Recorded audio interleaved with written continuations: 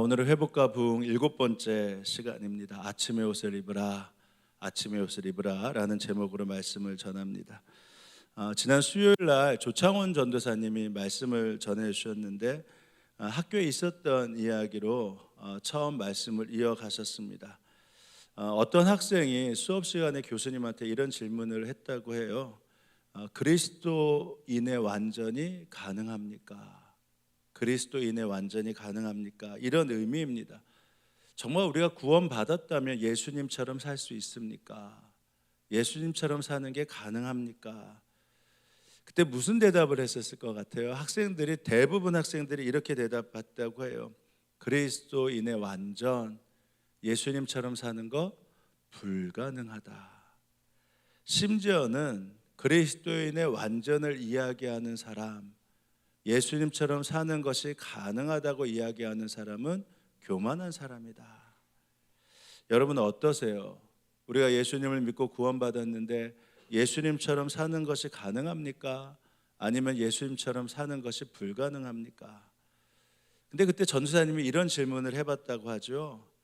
왜 우리가 복음이 완전하다고 하는데 이 완전한 복음을 믿는 우리가 예수님처럼 사는 것이 가능하다, 그리스도인의 완전으로 살 수 있는 것이 가능하다고 말하는 것을 왜 교만하다고 말할까? 이유가 분명했죠. 우리가 예수님을 믿지만 죄를 지을 수밖에 없는 존재라, 이것을 확신하며 살기 때문입니다.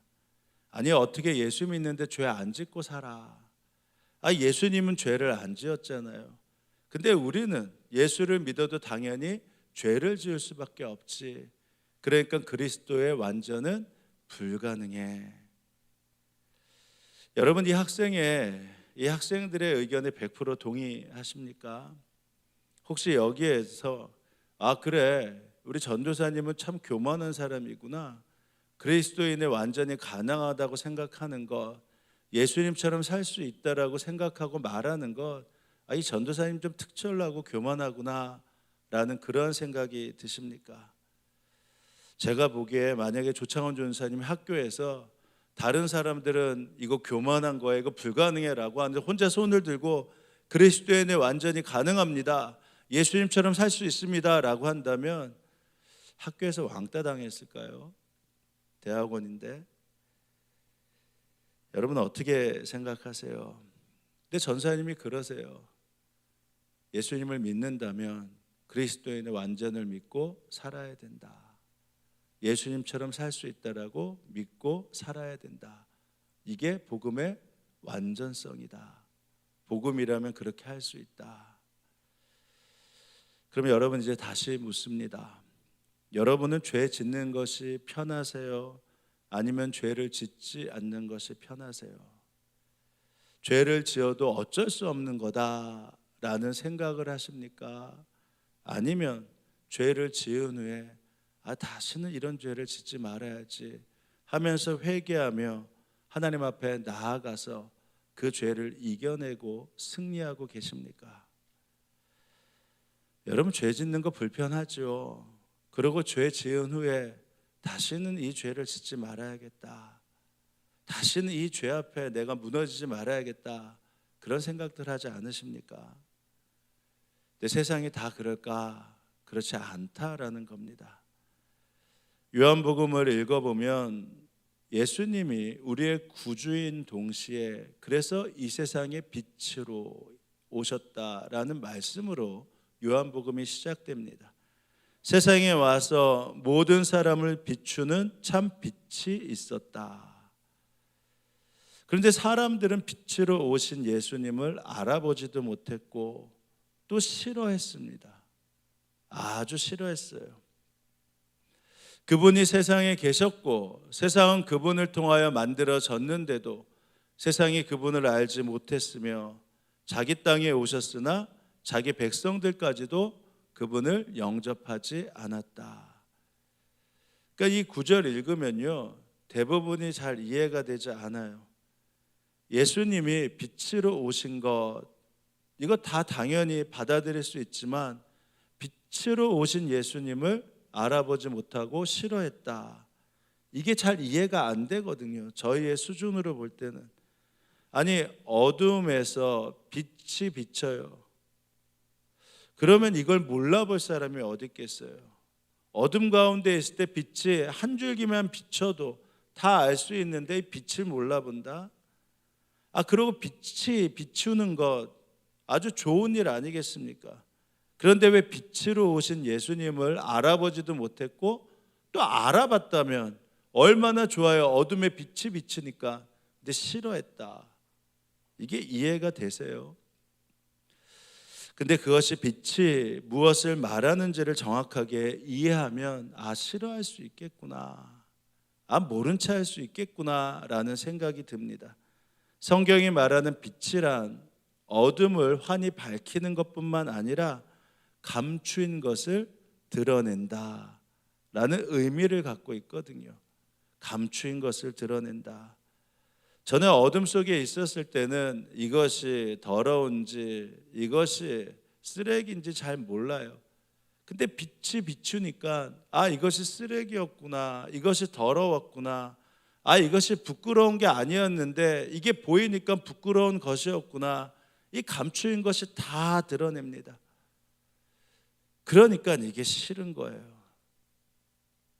산에 있을 때 이 돌들이 있는데요, 돌을 들춰보면 그때 벌레들이 있잖아요. 그때 빛이 비추면 벌레들이 이 돌 밑에서 숨어 있다가 그늘 가운데 있다가 좋다, 빛이 비쳤다라고 할 것 같은데 더 속으로 숨는 것과 마찬가지라 말입니다.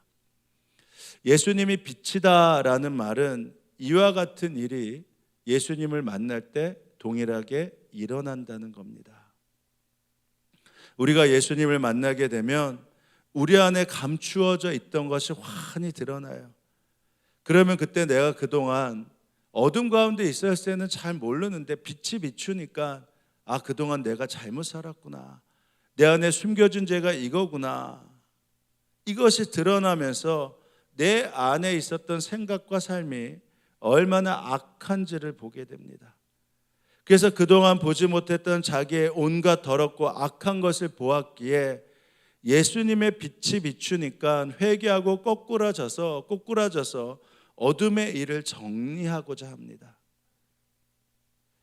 그래서 우리가 예수님을 믿는다면 우리의 마음 속에서 그동안 생기지 않았던 갈망이 생겨요. 더 이상 어둠 속에 살고 싶지 않다. 빛으로 나와서 빛 가운데서 살고 싶다. 이전 교회에 한 교우를 등록교인을 신방했는데 이분이 경제사범으로 엄청난 그 경제사범이었어요. TV에도 나왔던 분이시더군요. 수감생활을 다 마치고 출소하신 분이십니다. 근데 크게 사업을 하다가 주변의 배신으로 갑자기 이제 부도가 나서 그걸 모든 것을 뒤집어쓰고 형을 살게 되셨어요.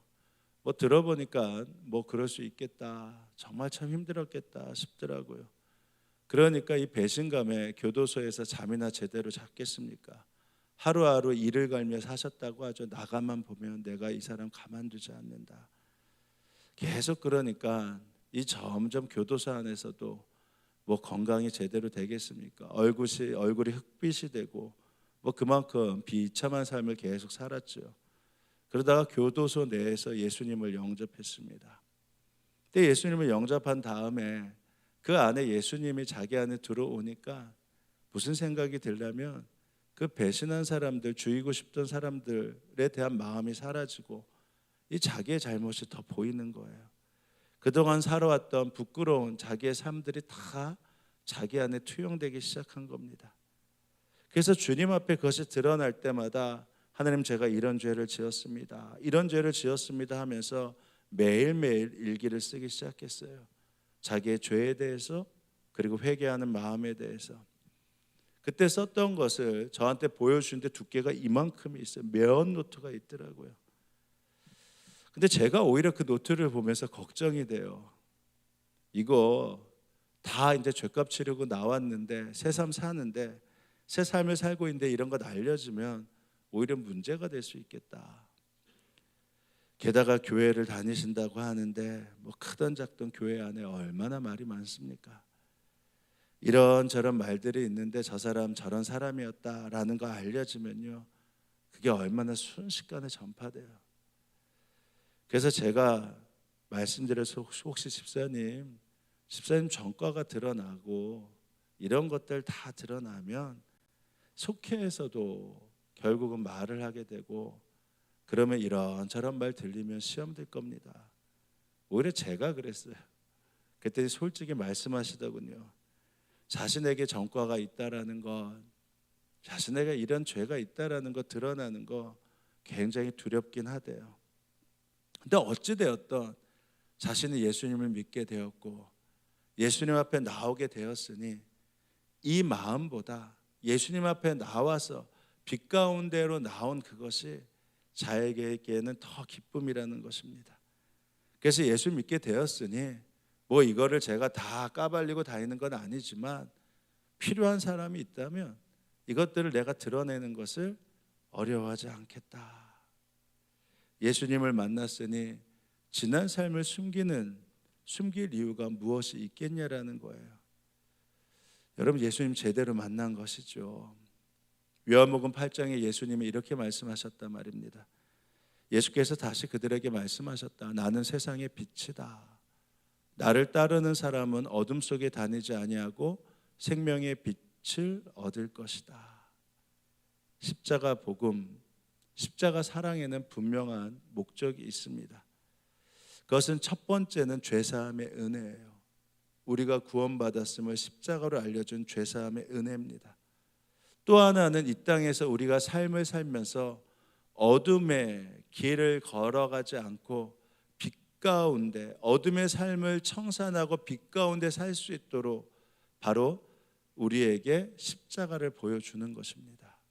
그래서 십자가는 두 가지, 우리에게 영원한 구원의 사랑을 전해줄 뿐만 아니라 이제는 모두가 어둠 속에 살던 삶에 십자가로 인하여 다시 그것을 청산하고 빛 가운데 나오는 바로 그 약속이 십자가의 사랑 안에 있는 것이죠. 질문해 볼까요? 여러분의 삶이 다 드러나면 좋습니까? 아니면 숨기고 사는 것이 좋습니까?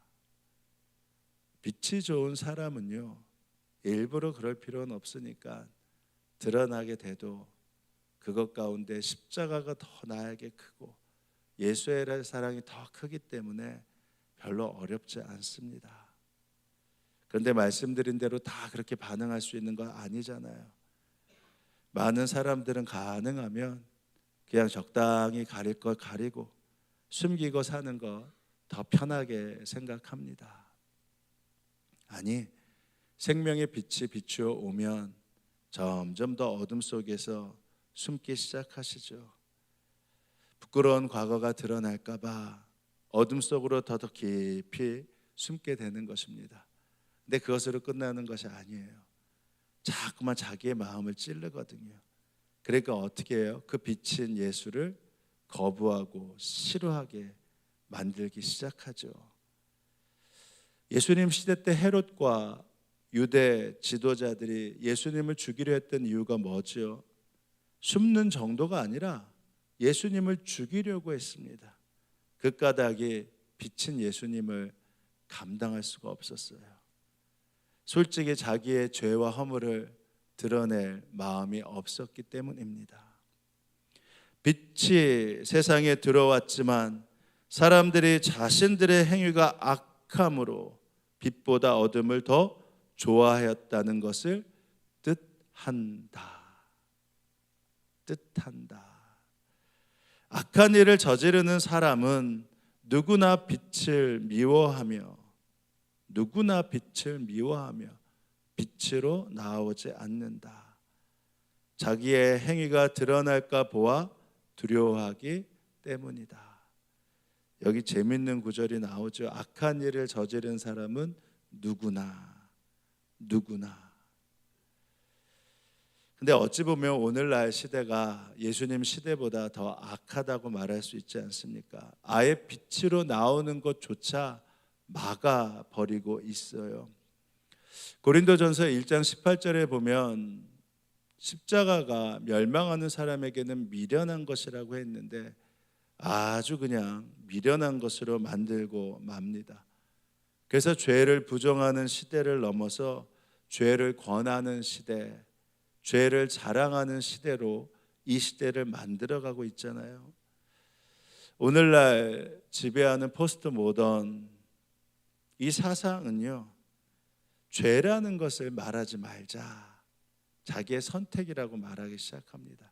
죄라는 단어를 사용하지 말자. 무엇이 죄다라고 그래서 말하면 어떻게 말하기 시작하냐면 이것은 정치적인 것이다. 이것은 개인의 취향과 성향인데 인권으로 이거는 말해서는 안 된다. 그 사람을 위해서. 아니 죄라고 말하면요, 정치적으로 인권적으로 그렇게 말하면 안 된대요. 그러니까 죄를 권하고 죄를 자랑하는 것을 얘기해도 그 사람을 위해서는 놔두라고 하는 것입니다. 이런 시류에 편승해서 죄를 부정하면서 자신이 좋으면 또 걸리지 않으면 되지라고 하면서 죄를 즐기는 경향이 점점 강해지고 있지요. 그래서 미국의 영성 철학가였던 하나님의 모략이라는 책을 썼던 달라스 윌라드 이렇게 말합니다. 이제 이 세상은 죄를 관리하는 시대가 되었다. Sin Management. 죄를 관리하는 시대가 되었다. 그러면서 전통적으로 죄라고 쓰였던 목록들을요, 하나하나 삭제하기 시작한다. 이것도 죄가 될까라고 했었던 것을 만들기 시작해요. 죄라고 전통적으로 있었던 것을 이것도 죄가 될까? 꼭 그렇게까지 말할 필요가 있어? 그러면 일단은 자기의 선택이야. 삭제. 죄의 목록에서 제거하기 시작하는 것이죠. 근데 반대로요, 우리가 정말 예수님을 믿고 빛 가운데 나오기 시작한다면요, 죄의 목록이 절대 삭제되지 않습니다. 죄의 목록이 늘어날 수밖에 없어요. 점점 이것도 죄였네 하면서 죄의 목록이 늘어나게 되어 있다 말입니다. 죄의 목록을 삭제하는 게 어울리지 않아요. 그래서 감리교 창시자였던 웨슬레의 어머니 수산나가 늘 이렇게 질문하며 살라고 했습니다. 당신의 이성을 약화시키는 것이 무엇이나. 이성, 그러니까 이성으로 분별하는 것을 약화시키는 게 있나. 당신의 양심의 예민함을 둔화시키는 것이 무엇이나. 하나님에 대한 당신의 감각을 둔화하는 것이 무엇이든, 영적인 것에 대한 당신의 갈망을 약화시키는 것이 무엇이든, 즉 당신의 영혼보다 당신의 육신을 강화시키는 것이 무엇이든 그것이 아무리 순수하고 정당해 보여도 그것은 당신에게 죄가 됩니다. 이 죄의 기준이 무엇인 줄 아시겠어요? 아무리 순수하고 아무리 합리화시킬 수 있는 게 있다 하더라도, 근데 그것 때문에 이성의 양심이 약화돼요. 양심의 예민함이 둔화돼요. 하나님에 대한 감각이 점점 삭제되기 시작합니다. 영적인 것이 너무 강했는데 육신적인 것 때문에 영적인 것들 어쩔 수 없어. 아프니까 어쩔 수 없고, 이러니까 어쩔 수 없고, 상황이니까 어쩔 수 없어 라고 하면서 그것들을 점점 삭제하기 시작하면 그것이 아무리 합리적이고 순수해 보여도 그것이 당신에게 죄가 됩니다. 그러니까 어쩔 수 없다고 시류에 편승하고 상황에 합리화하면서 슬그머니 점점 하나님과의 관계를 멀어지게 하는, 바로 그것이 우리 가운데 죄의 목록이라고, 하나님 앞에 예민한 사람은요 늘어날 수밖에 없다라는 것이죠. 이것도 내가 죄구나. 이것도 죄였구나. 그러므로 공개적으로 빛을 감추고 죄를 권하는 시대에 우리가 정말 부흥을 바란다. 정말 하나님께서 허락하신 회복을 넘어 부흥의 역사가 나타나길 원한다 라고 한다면 이제 우리가 빛 가운데 나아가야겠다, 빛 가운데로 나아가야겠다 라고 결단하셔야 됩니다. 감추고 숨기는 사람에게 부흥이 임한다, 그것은 불가능하잖아요. 그래서 오늘 바울이 이렇게 호소하는 것 아닙니까? 죄를 짓는 것 어쩔 수 없다. 내가 사람을 만났는데 상황이 그런데 어쩔 수 없다. 그래도 관계를 위해서 어쩔 수 없다. 그렇게 해서는 안 된다는 것입니다. 빛 가운데로 나오십시오. 어둠의 옷을 벗고 아침의 옷을 입으십시오. 여러분은 지금이 어느 때인 줄 압니다. 잠에서 깨어나야 할 때가 벌써 되었습니다. 지금은 우리의 구원이 우리가 처음 믿을 때보다 더 가까워졌습니다.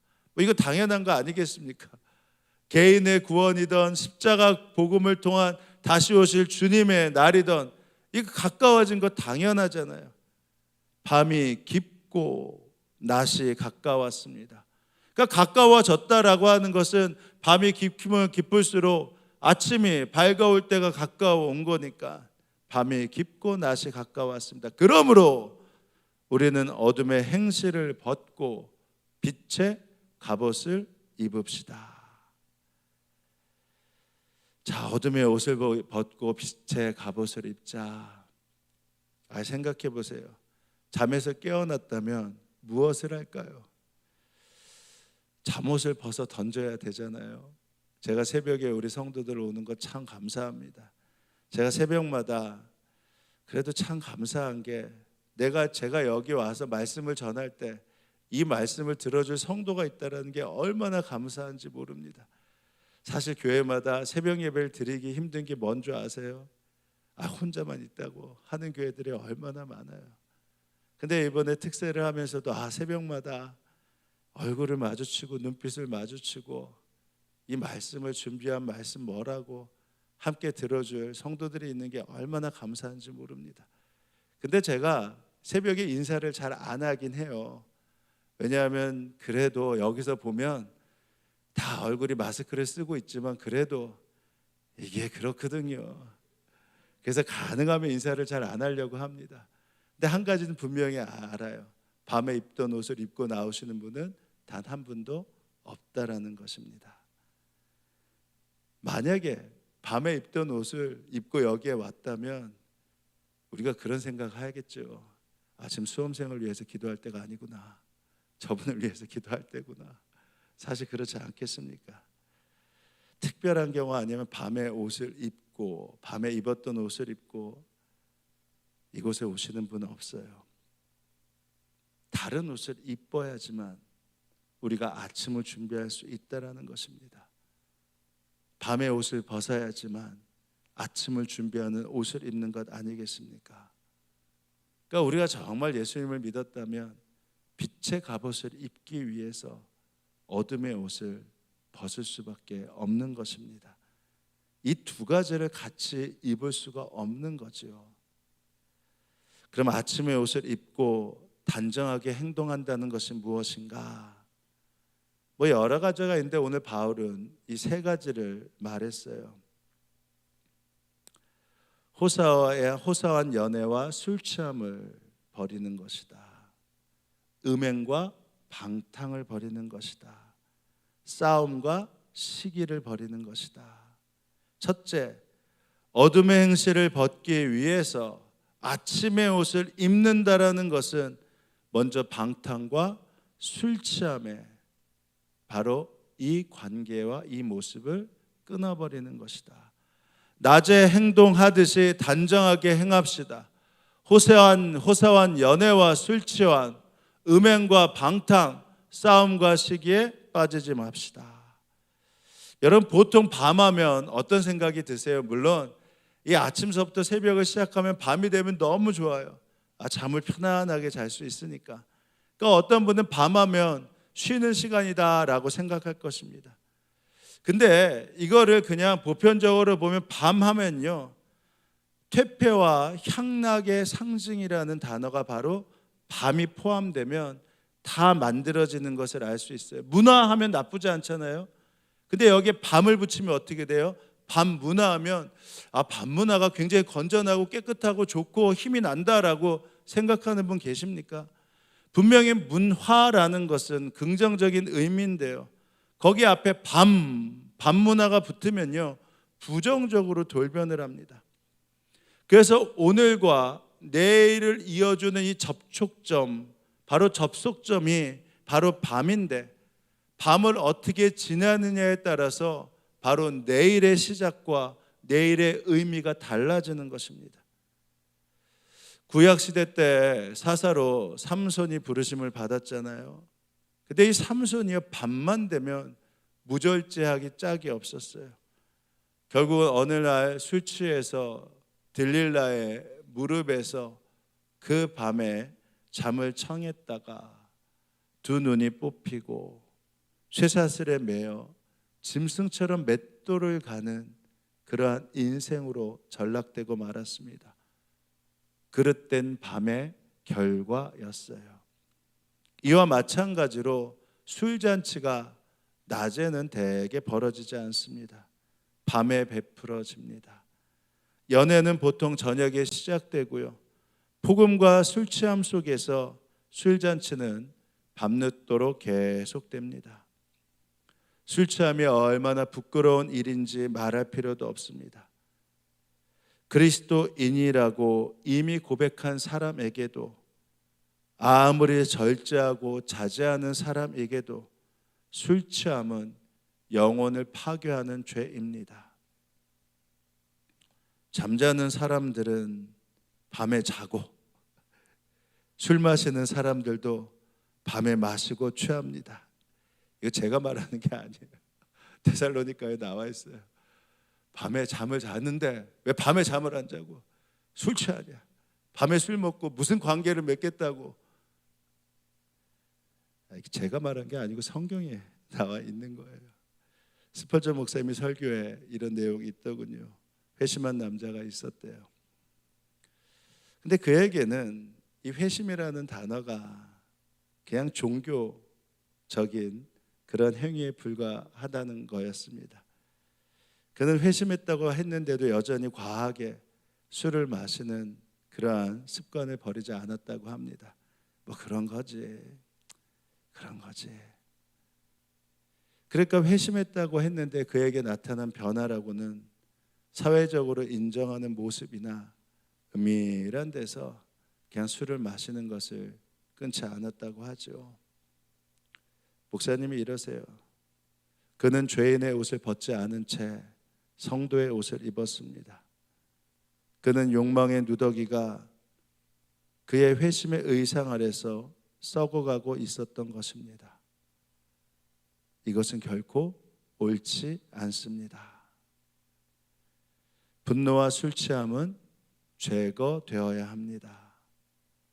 하나님을 믿던 믿지 않던, 내 안에 계신 주님을 의식하지 못하고 밤을 그릇되게 사용하는 사람은 결국은 다치고 결국은 부러지고 아플 뿐만 아니라 그의 일생, 그의 인생의 중요한 한 자리가 망가지게 되는 것입니다.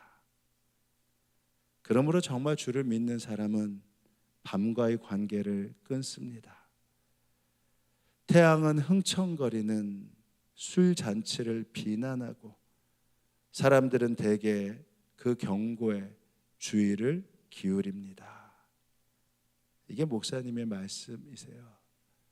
여러분 동의되지 않습니까? 그냥 성도의 옷을 입고 어쩔 수 없는 거야. 여러분 정말 빛 가운데 나와서 한번 살펴보십시오. 왜냐하면 이 시대는 그것이 아니더라도 얼마든지 건강하게 살 수 있는 것이 너무나 많지 않습니까? 그래서 주를 정말 믿게 돼서 빛 가운데 나오면 밤과의 관계를 끊기 시작합니다. 태양은 그런 흥청거리는 술잔치를 비난하고요, 사람들은 대개 그 경고에 빛 가운데 나온 사람은 주의를 기울이게 되어 있습니다. 두 번째, 음란하거나 방탕하지 말고 라고 말함으로써 부도덕한 행위와 관계를 끊는 것입니다. 어떤 사람이 나는 그리스도인이다 라고 말하면서 음란한 말을 한다, 정숙하지 못한 대화를 한다. 만약에 그렇다면 그것은 퇴폐적이고 사악한 삶입니다. 참으로 두려운 일입니다. 간음하고 우상에 빠져 있으면서 스스로 그리스도인이라고 부를 수는 없기 때문이죠. 제레드 윌스 목사님 복음의 눈뜨다라는 책에 보면 그 챕터 가운데 철저한 깨어짐이라는 이 챕터가 나와요. 거기에 고등학교 단짝 친구였던 에릭이라는 사람의 간증이 나옵니다. 참 귀하더군요. 이 사람이 학교 교사였어요. 근데 어느 날 학생을 성추행하다가 고발이 됐습니다. 근데 오히려 그를 알았던 사람들이 오히려 그 여학생이 잘못됐다고, 그 여학생이 이 선생님을 오히려 음해한다고, 명예와 위신을 땅에 떨어뜨렸다고, 오히려 그 억울함을 풀어줘야 된다고 나섭니다. 근데 에릭이 나는 그리스도인이었지만 들키지만 않는다면, 거짓말하는 게 나쁜 것이 아니고 들키지만 않는다면 이런 일을 해보는 것도 해볼 만한 일이다라고 어렸을 때부터 생각했다고 하죠. 그래서 어린 나이에 그 일들을 시작하면서 대학에 들어가서도 결혼을 해서도 이 유혹을 이기지 못한 것입니다. 불륜을 저질렀고, 그러다가 인터넷 채팅으로 학생들을 만나기 시작했고, 그러다가 성관계를 학생들에게도 이제 제시하기 시작한 것이죠. 근데 그것이 걸리자 오히려 명예를 훼손했다고 핑계를 대고 거짓을 말하기 시작한 겁니다. 근데 그가 어느 날 그 가운데 한 가지 말씀을 알게 됐어요. 마가복음 1장 15절. 아무것도 아니에요. 우리가 잘하는 겁니다. 회개하고 복음을 믿으라. 복음을 믿으라. 회개하고 복음을 믿으라. 그래서 아내에게 자기의 이중 생활을 털어놨습니다. 그리고 이틀 뒤에 2008년 1월 18일 자신의 마음 가운데 새로운 생명력이 솟아나는 것을 알기 시작해요. 차를 몰고 다니던 그 한적한 그 길에서 다메섹 도상에서 하나님을 만난 바울의 모습이 비로소 깨달아지기 시작합니다. 그가 피부에 와닿을 정도로 생생하게 깨닫기 시작해요. 너는 새로운 피조물이고 새로운 사람이다 라는 하나님의 음성을 듣는 순간 바로 그 차 안에서 울음이 터져 나왔습니다. 생전 처음으로 은밀한 죄를 감추고 빛 가운데 나왔던 자신의 모습이 오히려 샅샅이 드러나는데 그것이 너무나 편안하고 행복했습니다. 그래서 자신의 잘못을 인정했어요. 그리고 법의 심판을 받았습니다. 교도소에 들어갔어요. 교도소에 들어가서도 이 학생들까지 그렇게 했던 행동 때문에 말할 수 없는 수치를 사람들에게 당했습니다. 그러나 그게 중요한 것은 하나님 앞에서 또 자신의 죄를 아내와 사람들 앞에서 고백한 그 순간 그의 빛은, 하나님이 주신 빛은 떠나지 않았습니다. 이렇게 쓰여져 있더군요. 2008년 1월 그 후 나는 지금까지 2년 동안 내 삶에 가장 많은 변화가 일어났다. 이렇게 왜 지속적인 회개가 필요한지, 무엇보다 빛 가운데 성령 안에서 산다는 것이 무엇인지, 어떤 것인지 확실히 깨달았다. 나는 이제 이 일에서 완전히 벗어났고 단 한 번도 이 일로 실수하지 않았다. 내가 지난번에 지난 일 했던 그 생각만 해도 몸소리가 쳐진다. 하나님이 나를 새롭게 하셨다. 더 나은 삶을 사는 정도가 아니라 내 인생 자체를 돌려주셨다. 어둠의 옷을 벗고 아침에 갑옷을 입는다는 게 이거예요. 아침의 옷은 쉽게 벗겨지는 옷이 아닙니다. 그것이 갑옷이에요. 그래서 빛 가운데 나오면 다시 넘어지거나 무너지지 않습니다. 그처럼 능력이 막강합니다. 세 번째는 싸움과 시기가 어둡고도 수치스러웠다. 이 싸움과 시기가 어둡고도 수치스러웠다라는 사실을 알게 됩니다. 스펄전 목사님이 말해요. 다른 사람들은 다른 사람이 나보다 더 탁월해지고 나보다 더 나아질 때 그 모습을 좋아하지 않는다. 사람들은 다른 사람이 나보다 더 탁월해지고 나아질 때 그 모습을 좋아하지 않는다. 그 마음은 낯에 속한 것이 아닙니다. 그리스도인은 그 마음에 들 때 그것을 떠나보내고 비웃어야 하며 그 마음을 경계하고 혐오해야 합니다. 여러분이 다른 이들에게 그리고 다른 이들에 관하여 이야기할 때 정직해야 됩니다. 잘못 말한 것이 있다면 그냥 흘려보내지 말고 그때 내가 잘못 알았다고 잘못 알고 말했다고 그것을 분명히 시정해서 말해야 됩니다. 그렇지 않으면 계속 시기에 어둠의 가면에서 나오지 못하게 됩니다. 그런 사람은 악한 일을 범하면서도 자신과 같은 부류의 실수를 하는 사람들에게 자신이 빛 가운데 있는 사람인 양 가장 선한 사람처럼 행동하며 상대방의 잘못을 입에 오르내리게 하며 무너뜨리는 일을 계속 서슴없이 하게 됩니다. 자신의 어둠을 숨기기 위해서입니다.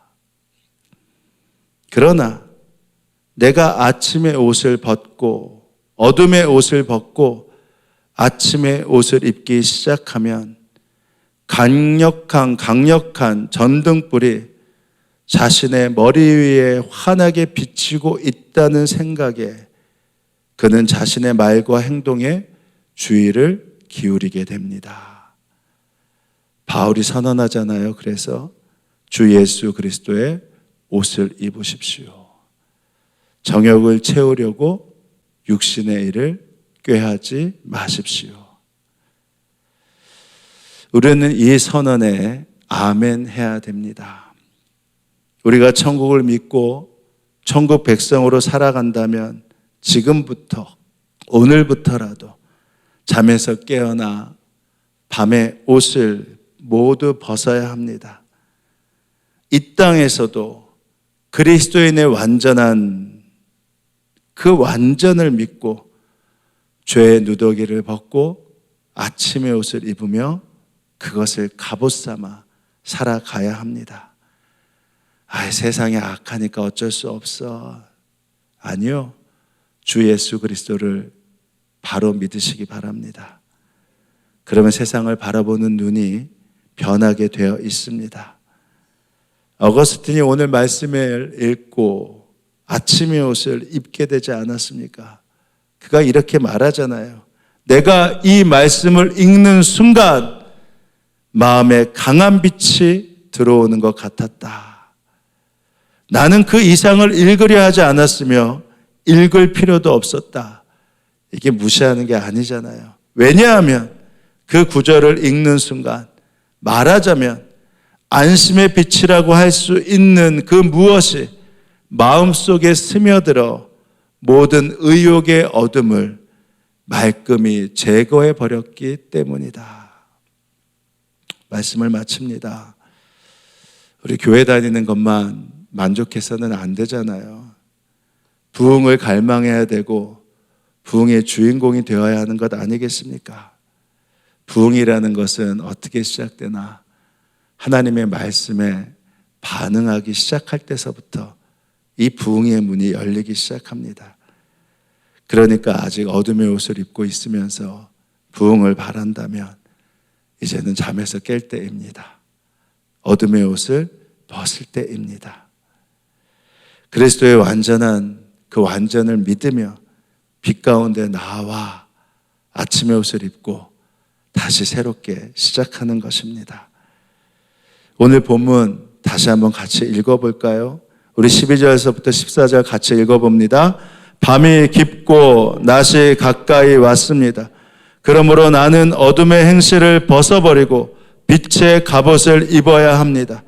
나는 낮에 행동하듯이 단정하게 행할 것입니다. 호사한 연애와 술 취함, 음행과 방탕, 싸움과 시기에 빠지지 않을 것입니다. 나는 주 예수 그리스도로 옷을 입었습니다. 그러므로 정욕을 채우려고 육신의 일을 꾀하지 않겠습니다. 여러분, 부흥에서 제외된 사람은 한 사람도 없습니다. 우리 모두 세상에서 하나님의 부흥을 일으킬 거룩한 무리에 동참하며 주 예수 그리스도로 옷 입는 그 축복을 누리게 되게 주님의 이름으로 축원합니다. 이제 기도하실 때 이렇게 기도합니다. 주님, 빛 가운데 나왔습니다. 마음에 감추인 죄를 주님 조목조목 말씀하실 때 그 죄가 늘어나는 것이 너무 행복하게 하시고, 그래서 십자가로 그 죄를 이겨내는 것이 참으로 복되게 하여 주옵소서. 나의 은밀한 죄를 숨기고 있었던 모든 것을 주 앞에 올려드립니다. 빛의 통로가 되길 원합니다. 저를 통해 생명의 빛이 비춰지게 하시고 부흥의 역사가 이루어지게 하여 주옵소서. 이렇게 기도하며 나아갑니다. 기도하시겠습니다. 하나님 아버지, 함께 하시옵소서. 우리가 어둠 가운데 있다면 이제 그리스도의 빛을 입고 나오게 했사오니 이제 어둠의 행실을 벗고 빛의 갑옷을 입길 원합니다. 이제 서로가 도울 수 있는 은혜가 있고 약속이 있길 원합니다. 아침의 옷을 입길 원하오니 나의 죄를 주 앞에 고백할 때 용서하여 주시고 정죄함이 없는 은혜를 베풀어 주실 뿐만 아니라 주님 앞에 죄의 생활을 버리고 당장한 빛된 삶을 살게 하여 주옵소서. 더 이상 육신의 일이 즐거움이 되지 않게 하셔서 흥청망청 마시며 술 취하지 않게 하시고, 오히려 그것이 일어날 때 그것이 잘못됐음을 주님 온전히 이야기할 수 있는 그 약속을 함께 이루어 주시고 이제 그 모든 일들을 버릴 수 있도록 이끌어 주옵소서. 주님, 그동안의 어둠의 행실을 벗고 빛의 갑옷을 입길 원합니다. 이제는 아침의 옷을 입길 원하오니 나의 죄를 용서해 주시고 정죄함 없는 은혜를 베푸시는 주님 앞에 어둠의 생활을 버리고 단정한 빛된 삶을 살게 하여 주옵소서. 더 이상 육신의 일이 즐거움이 되지 않게 하셔서 흥청망청 먹고 마시며 술 취하지 않게 하시고, 오히려 그것을 보았을 때 그것이 어둠의 일이라고 이야기할 수 있는 빛된 용기를 더하여 주시고, 음란과 방탕과 싸움과 시기하는 일을 버리게 하여 주옵소서. 특별히 11월 한 달 기도의 시간을 허락하신 감사합니다. 차고 넘치는 이 감사의 시간을 놓치지 않게 하셔서 주님이 전에 나와 기도하는 저희들의 기도에 능력을 더하여 주시고 기도의 기적을 체험케 하여 주옵소서. 다음 주는 추수감사 주일입니다. 감사 예물을 준비할 때 온전함으로 준비하게 하시고 기쁨으로 준비케 하여 주옵소서. 주님, 이 나라를 위해서 기도합니다. 먼저는 대통령과 이 정부가 지혜롭게 하시고 국민이 믿고 맡길 수 있는 정부가 되게 하셔서 건강한 나라, 다음 세대의 자긍심을 물려줄 수 있는 나라가 되게 하여 주옵소서. 특별히 북한의 도발 앞에 슬기롭게 대처하게 하시고 평화통일을 이루어 나가는 초석을 마련하게 하여 주옵소서. 또한 예수의 흔적으로 사는 북한의 지하교회 성도들을 지켜주시고 억류되어 있는 선교사님, 목사님들, 성도님들을 속히 석방되게 하여 주옵소서. 선교사님을 비롯한 그 가정, 이 땅의 선교사님들을 주님의 생명사계로 보호하여 주시고 마르지 않는 물질을 더하여 주옵소서. 병원 가운데 있는 성도들에게 은총을 베풀어 주시고 넘어진 자 예수의 이름으로 일어나 걷게 하시고 우리 자녀들이 우리보다 더 하나님의 사랑과 축복을 받는 자녀들 되길 원하오니 온전히 보호하여 주시고 특별히 이번 목요일 수능 보는 우리 아이들 건강하게 하시고 시험을 잘 보게 하여 주옵소서. 주님, 오늘도 주님께 감사하여 허락하신 것의 일부를 떼어 봉헌합니다. 우리의 감사와 사랑을 받아주시고 마르지 않는 넘치는 축복 누리게 하여 주옵소서. 감사드리며 예수님의 이름으로 기도합니다. 아멘. 우리 다 함께 일어나셔서 우리 찬양하며 나아갑니다. 주님 나라가 임할 때, 하나님이 임재하실 때, 주의 나라가 임할 때 하나님 임재하실 때 예배가 회복되며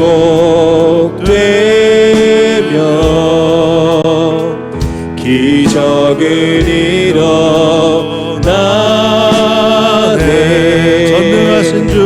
전능하신 주 영원하신 능력의 통치자 자유가 선포되어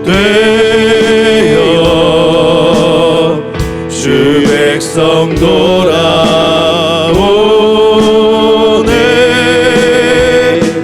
하나님 나라 임하소서. 영광과 존귀 능력과 위엄 놀라운 사랑의 기적의 하나님 지금 이곳에 오소서. 주 높고 위대하심을 주 높고 위대하심을 크게 외쳐 선포하네. 크게 외쳐 선포하네. 만왕의 왕 주 하나님 지금 오소서. 하나님 나라 가운데서 빛 가운데 있는 축복을 마음껏 누리십시오. 그것을 즐기는 자를 떠나보내시고 그 일 앞에서 그것이 부끄러움을 선포하십시오. 하나님께서 빛 가운데 나아갈 때 역사하시고 일으켜 주실 것입니다. 이곳에 오소서.